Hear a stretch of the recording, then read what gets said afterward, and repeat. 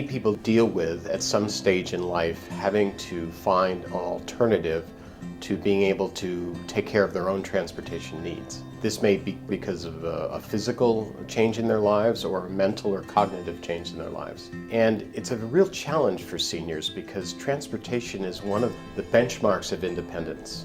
We have to be very empathetic to them at that stage and offer them alternatives that still leave their dignity and their independence and their grace that they need at this particular age.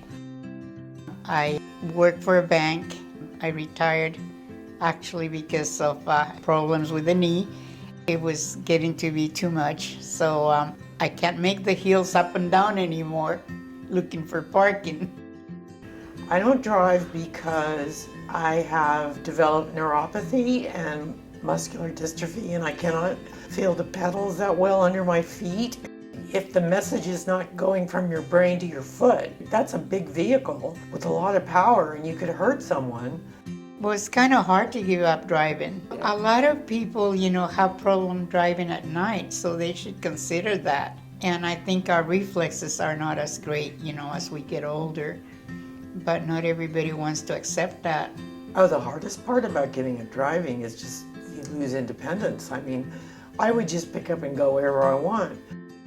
Independence is really a quality of life that we all want, particularly for our loved ones and our parents or family members.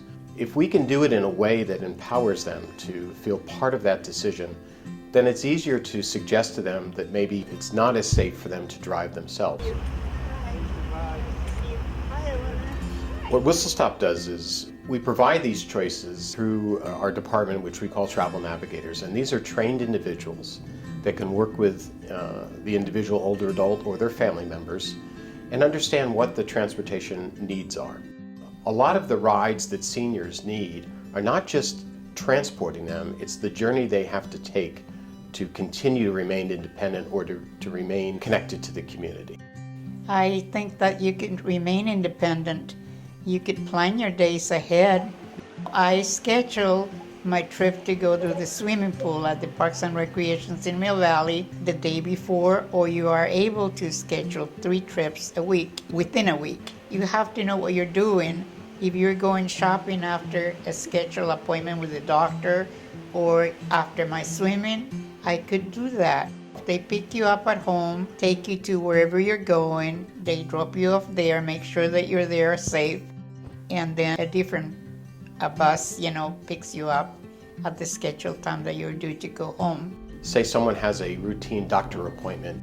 Hey Lola, Hello. how are you? Then we may offer our Care Pool volunteer driver program. The typical family caregiver unit that would provide the ride or provide the support doesn't live here because of the high cost of living. This is not just a local problem, it's a regional problem in the Bay Area, and it's a national problem because of the growing aging population. Therefore, Whistle Stop becomes their surrogate family member to make sure they do get that ride, they do get to their doctor appointment. Well, I get around several ways. Mainly, I take advantage of this wonderful program in Sausalito called CARS. CARSS. It says right there on the car.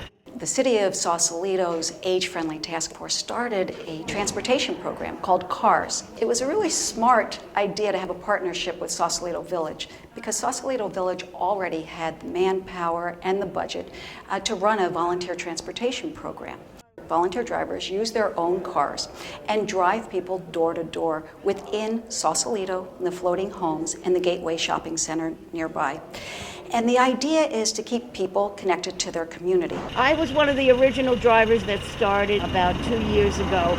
And I did a lot of driving around town, taking them to different functions and activities and meetings, library programs. And it's very nice. They're lovely senior citizens or people with disabilities. And we drive from 10 to 2 every day of the week. One of the other partner organizations that we've worked with since they started in Marin is the Villages program.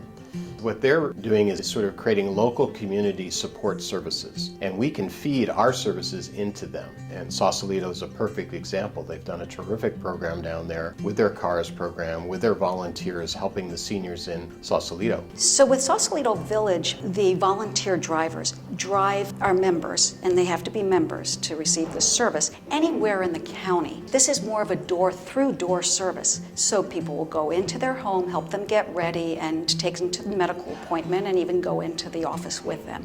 If I didn't have the people driving me, I would be more alone. I wouldn't be out of the house as much. I would be having to order things online, which I already do, but I would be having to order groceries and everything. And it would just, I'd be home all the time. If you're lucky enough to live in a place that has volunteer drivers, then take advantage of it and put your energy somewhere else. If you're able to drive, think about being a volunteer driver if you have the time. And if you're not able to drive, it's another way to socialize and interact with people. I think we should have common sense, as much as we don't like to give up driving, there's a time that you have to realize that you can no longer do it. So the best thing, is join these programs that are so wonderful out there for us.